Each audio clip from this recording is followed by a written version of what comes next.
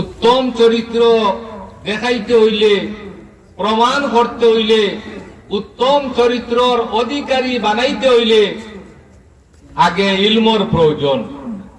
কুরআন হাদিসের জ্ঞান, কুরআন হাদিসের ইলমর প্রয়োজন। এর কারণে নবী করিম সাল্লাল্লাহু আলাইহি ওয়াসাল্লাম রে আল্লাহ পাক রব্বুল আলামিনে আগে মুআল্লিম বানাইয়া পাঠাইছেন, শিক্ষক বানাইয়া পাঠাইছেন।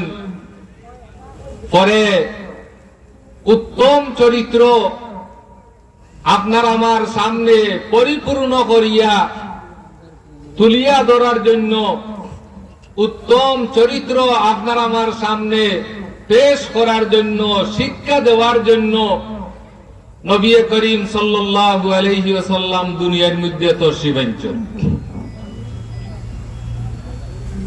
অন্য হাদিসে নবী করিম সাল্লাল্লাহু আলাইহি ওয়াসাল্লামে ফরমায়েন, আল্লামানি রব্বি ফাআহসানা তালিমাহু ওয়া আদাবানি রব্বি ফাআহসানা তাদিবাহু।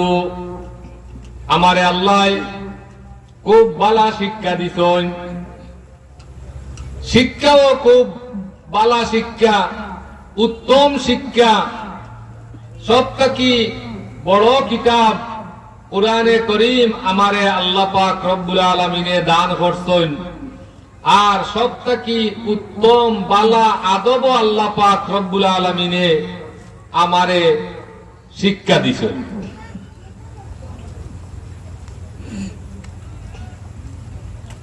অন্যান্য নবীর ধর্ম যেটা, ওটাও তারার জমানার জন্য সমুচীন, তারার জমানার জন্য এটা ঠিক আছিল।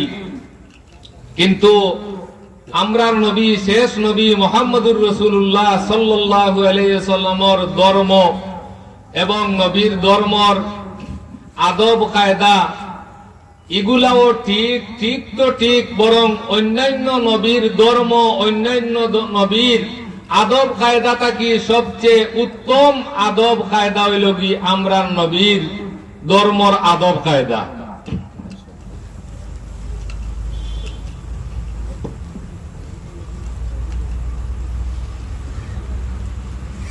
এর কারণে নবী করিম সাল্লাল্লাহু আলাইহি ওয়াসাল্লাম ফরমায়, আল্লামানি রব্বি ফাআহসানা তালিমাহু ওয়া আদাবানি রব্বি ফাআহসানা তাদিবাহু।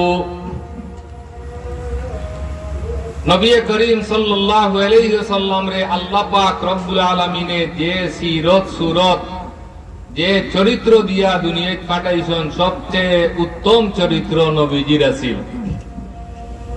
নবীজির চরিত্রের প্রশংসা আল্লাহ পাক রব্বুল আলামিনে কুরআনে করিমের মধ্যে করছেন।